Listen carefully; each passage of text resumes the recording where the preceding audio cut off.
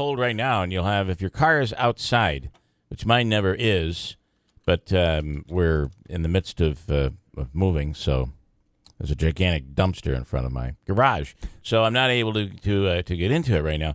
And frost on the windshield. Should be a little song. I had some frost on the windshield. I had some this morning too. Are you saying in the garage you don't get the frost? Oh no, it stays warmer. Is your heated or just no? You don't need it. It could be. It's usually several degrees warmer inside the garage. That's good. My issue is I lived in a box on top of a Walmart to raise toys for tots. I'll tell you that even the box, it stays a little warmer on the inside of the box, so you can only imagine your garage. Great insulating cardboard. Yeah. My truck, I've got the problem of the sensor or the fuse is broken in the fuse box that controls the heating element. So if I turn the vehicle off, the fan still runs. So I have to take out the fuse. The hell kind of vehicle do you have? The fan? I call it Frankenstein because it's green in color and it's being held together by used parts. But I have to take the fuse in and out of the fuse box if I want to use my heat. So in addition to having to warm up the car and brush it off, I've got to lift the hood, put the fuse in, shut the hood, and then wait for it to warm up. So it's a little chilly out there. So I got to, so it's cold. I got to wake up even earlier to do that. I have some special things to get into here today. Very special things that we've been talking about and we'll do today and tomorrow. First, I want to tell you that we have lived in our home for 17 years, and we are moving this week. And I have things in my house that are still in boxes in the attic, still sealed boxes from when I returned from Providence in 1997. Wow. And it's unbelievable, the amount of stuff. And sometimes it's just best to just take the box and not even look inside and just toss that sucker.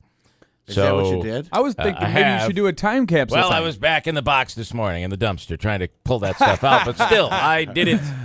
And so over the course of today and tomorrow, I have stuff that is... I also have a child, my oldest son, only played with his brother's toys. They were close in age, so we got them pretty much the same things oftentimes. And so Joshua would play with Benjamin's stuff and leave his stuff sealed and in the package. His stuff pristine. Benjamin's stuff beaten up and thrown out. Okay, so I called him last night. I said, I can't store all this stuff. I don't think. You want me to ship it out to Denver? And he said, you know what? Just give it away. So this morning we'll give some of those items away that are we can't use them. I don't have kids that age anymore. And boys in the toddler age, and my daughter, of course, has grown up. So there's some things that we have that we can give away. One of the items, and you never know if somebody would want this, but hold on.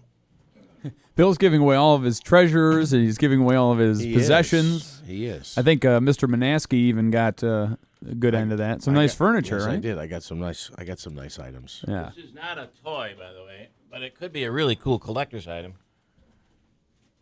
Oh, yeah. Oops. Is it? Good old Mr. knew Jeff it. It was Gordon. Jeff Yeah, he Gordon. was the Pepsi for a while. Look at that. Isn't that it's like life size. Hilarious. Actually, my dad might want Life size. What It is can't he, be 9 feet tall? Can't be life size because I only come up to his knee. That is so cool. But those actual advertisements tend to be worth something. Do you think that is? It's folded in half. I feel like that destroys all the value. No, it's supposed to be folded in half, I think. No, it does not. That's how it came. The okay. The Pepsi guy and all the chip guys are everybody's best friend. Isn't that beautiful, though? I mean, it's a it's because everybody's shape. trying to get that display after they. So if somebody were to want that item, 7360186, and we'll give it to you. The only catch is they don't like things hanging around here, so you got to come and pick it up today. This is true. All right, they are kind of funny with that. They think that I'm just bringing in my crap and leaving it here and saying, all right, whatever you guys can do with it, good luck. Correct me where I'm wrong. Could be the case. No, this is it's nice stuff. I also have to tell you, we have a crib. It's a beautiful crib, and I think you just bought one, didn't you? Sorry. Kind of. But I'm double checking. It's a beautiful hardwood crib, and nice, it's in pristine shape. And what are we going to do with it? Have another baby. Okay.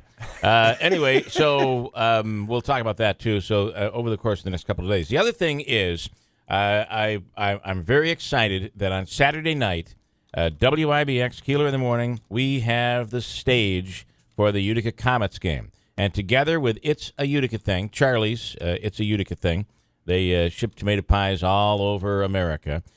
We have put together it's a buffet. It's full beverages, so it's water, soda, beer at the Comets game Saturday night. And because it is Veterans Day, for Veterans Weekend, we want to put veterans on the stage. So if you'd like to nominate somebody that maybe they love going to the games, maybe they haven't been to a game, maybe they like to go to a game, maybe you want to go with them, maybe it's a kid taking his dad, a dad taking his kid, maybe it doesn't even matter what the scenario is. But if you'd like to go to the game, we'll take some nominations here this morning. You know our phone number, 7360186, and if there's any of the things that I've said that interest you at all, 7360186. Stephanie is our producer. She answers the phone lines. That game is at 7 o'clock on Saturday. You've all been on the stage. That is, correct me if I'm wrong, one of the coolest ways it is to watch the Comets hockey game. You're right there. So we'll get to that. All right, your forecast for today. I got to tell you, we are going to we're gonna warm up to the mid-50s. Mostly cloudy, however, but some sunshine moving in later on in the day with a high going to 55. 46 for tomorrow on Veterans Day, and then the weekend, 40s and 50s, but plenty of sunshine on the way. A lot of people asking the question here this morning, how in the hell did this happen? How did Trump win? How did Clinton lose? And how did the pundits get it so wrong? They keep blaming the pollsters, but I'm not sure the pollsters were that far off. Right. How did the pundits get it wrong? Because it almost seemed there was a crowning happening before it even happened. And, of course, they were putting the crown on the wrong person. Rachel Sutherland, standing by from Fox News. What do you think, Rachel? Well, I think it's multifaceted, but I think that when it comes to the polls, the polls look like they were wrong, but it wasn't so much. I don't believe that people were lying to pollsters. I mean, why would they do that? That makes no sense. Yeah. I believe this came down to voter turnout. I agree, too. Right. A pollster might ask, hey, are you a likely voter? You're going to the polls? Oh, of course I'm going to vote. But when it comes to that day, and they got a zillion things going on, are they going to go the extra mile to go to the polls for their candidate? The Trump supporters went the extra mile. In some cases, I saw pictures everywhere, I'm sure you did too, of people waiting 90 minutes in line. Yeah. If you're not feeling great about your candidate, you're not going to do that. That is, I got to tell you, even if there was some lying, and I know people who told me they lied, this is very scientific, these polls, and even if they did lie, that number had to be so small it was insignificant. But yeah. But speaking of insignificant numbers, Hillary's turnout, that was the problem. That was the problem. It was Trump's turnout that was so huge, as he would say. And it was Clinton's turnout that just didn't feel like it. They had to make themselves go to the polls. You didn't see a situation where they were like carpooling and vanpooling to go to the polls. Right. And it's interesting, too, because there was a point somewhere in the transition. You were out there, so you had to feel this. At what point did people hate their candidate, both sides? When did it transition to people becoming really all in with Donald Trump? Because it seemed to happen on the Republican side. Oh, I think in the last couple of weeks, especially, I don't fault James Comey, FBI director, one way or the other, but I think that played a role. Yeah, I think it did, and I think it solidified maybe opposition to Hillary Clinton, or it solidified the feeling like, I just don't know if I can get up and go to the polls. Right. He also, so I think it all came down to voter turnout here. Trump also had a great storyline taken out of the pages of Hillary's book that she wrote for her husband, and that is, it's the big conspiracy against me. They're out to get me. Everything is rigged. It's not fair. They're trying to stomp on us. And Trump had that, and he was able to just deflect all of these stories and negative stories. He just kind of they bounced off him. Well, he was a flawed candidate, just like Hillary Clinton was a flawed candidate. But when it comes down to it, though, people keep on, what did he tap into?